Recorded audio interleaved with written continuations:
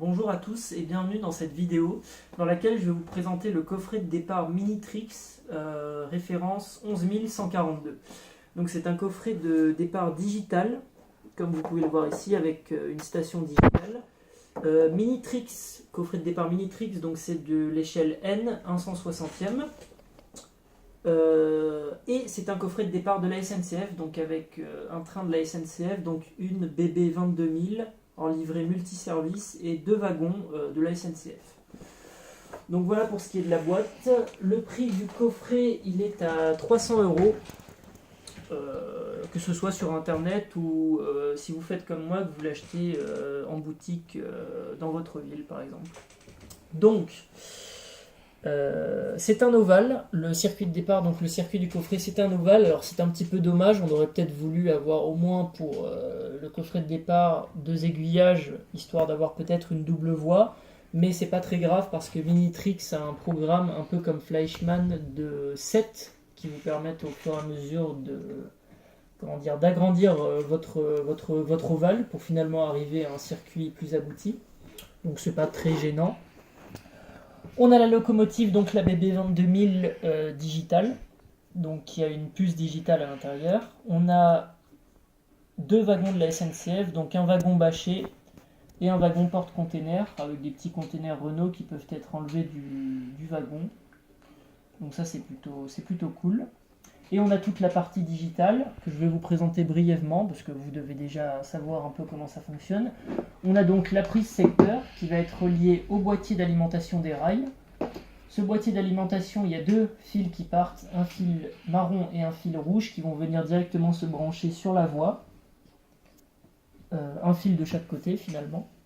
Et ce boîtier d'alimentation est relié aussi à la centrale digitale, à la mobile station ils appellent ça. De chez Trix. Donc voilà. Donc comment ça fonctionne? Tout simplement vous branchez votre train.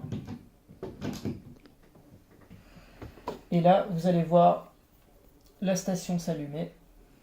Alors il y a marqué Markline parce qu'en fait la partie digitale est en collaboration, c'est une collaboration entre Trix et Markline, c'est-à-dire que Trix s'occupe du train et des rails.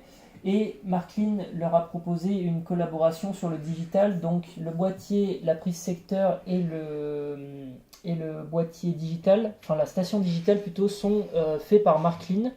Alors bien sûr il y a marqué Trix dessus, mais il faut savoir que derrière c'est développé par Markline.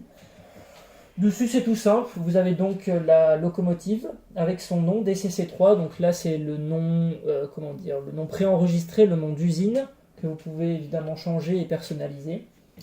Vous avez le bouton variateur de vitesse qui vous sert aussi, si vous appuyez dessus, à changer le sens de fonctionnement, donc gauche, droite si vous appuyez, gauche, droite. Donc voilà, c'est très simple. Et là vous avez le bouton de variation, donc là vous voyez je tourne pour augmenter, et vous tournez dans l'autre sens pour diminuer. Donc voilà. Et vous avez un bouton stop, alors c'est un bouton d'arrêt d'urgence, si on peut appeler ça comme ça. C'est-à-dire que dès que vous allez appuyer dessus, ça va s'allumer stop et le train va s'arrêter immédiatement. Bon, c'est cool qu'ils aient mis ça, c'est vrai que ça évite que si jamais le train déraille ou qu'il y a un obstacle sur la voie, qu'on soit obligé de diminuer la puissance. C'est vrai que ça permet d'avoir un temps de réaction plus rapide, mais bon, voilà, c'est sympa. Donc, comment ça marche? Donc, le bouton stop, l'arrêt d'urgence est toujours allumé quand vous allez brancher votre station, donc il faudra le désactiver. Et à partir de là, vous pouvez faire partir votre train. Alors, il me semble que c'est... Alors non, évidemment, c'est dans l'autre sens. Donc voilà. Et donc, vous jouez avec le bouton de variation et votre train avance.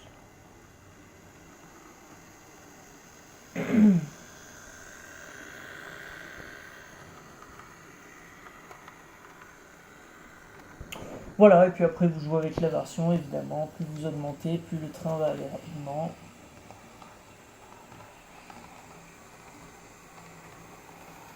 Jusqu'à atteindre sa vitesse maximale. Voilà.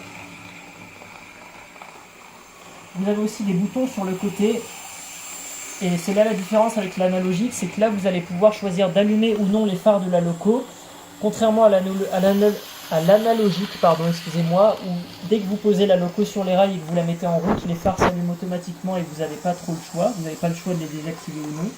Là, je peux les activer, alors par exemple, je vais diminuer un peu la vitesse de la loco et j'appuie sur les différents boutons, donc vous allez voir. Voilà, par exemple ici on a les phares avant qui se sont allumés.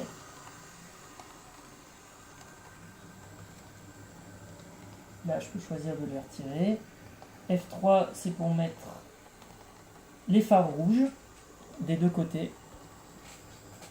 Et donc voilà, vous avez tout un tas de fonctionnalités et vous avez encore des petites... Et là voilà. Alors ça vous voyez, je ne l'avais pas encore vu ce petit bouton là, mais ça permet de... Ah oui, on peut... Alors vous voyez, on peut inverser entre bouton blanc et bouton rouge en fait. Et c'est pareil derrière. Ah oui, donc c'est... Bah, vous voyez, je découvre des choses avec vous. Et donc on peut tout désactiver. Et il y a un autre bouton que je ne peux pas utiliser, c'est pour les locaux qui font du son. Donc qui sont digitalisés et qui font du son. Mais malheureusement celle-là ne fait pas de son. Elle est digitalisée mais ne fait pas de son. Voilà. Bah écoutez les amis, on arrive à la fin de cette vidéo. Si vous avez la moindre question sur le coffret, n'hésitez pas à me la poser en commentaire et je vous répondrai. Bien sûr, mon but à moi, c'est évidemment d'agrandir ce coffret et d'arriver à terme à vous proposer un circuit plus grand et plus fini, plus poussé. Et c'est pour ça que je mets en place cette série de vidéos. Et la prochaine arrive très bientôt. Voilà, n'hésitez pas à vous abonner à la chaîne et on se retrouve pour une prochaine vidéo. Au revoir.